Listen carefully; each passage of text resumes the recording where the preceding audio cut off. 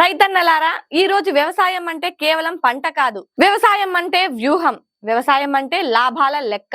ఇప్పటికీ అదే పాత పంటలేనా, లేదా లాభాల పంట వైపు అడుగులు వేయాలా? ఈ ప్రశ్నకి సమాధానమే వాణిజ్య పంటలు.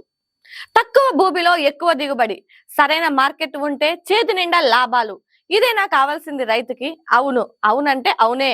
రైతులారా, ఈ పంటలు చూసి భయపడకండి. భయపడాల్సింది నష్టాల పంటలకే. మిర్చి, పత్తి, టమాటో, అరటి, చెరకు, ఆయిల్ పామ్, పూల సాగు. సరైన పద్ధతి ఉంటే ఇవన్నీ లాభాల పంటలే.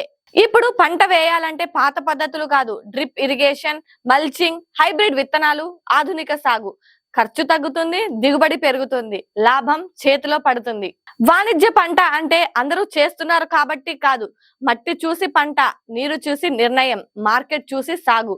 ఇవన్నీ లెక్కల్లో పెట్టితేనే వాణిజ్య పంట విజయ పంట అవుతుంది. రైతన్నలారా, నీ చెమటకి ధర కావాలి, నీ కష్టం లాభంగా మారాలి. అందుకే చెబుతున్నాం, సాంప్రదాయంతో పాటు వాణిజ్య సాగు, అవగాహనతో పాటు ఆధునికత.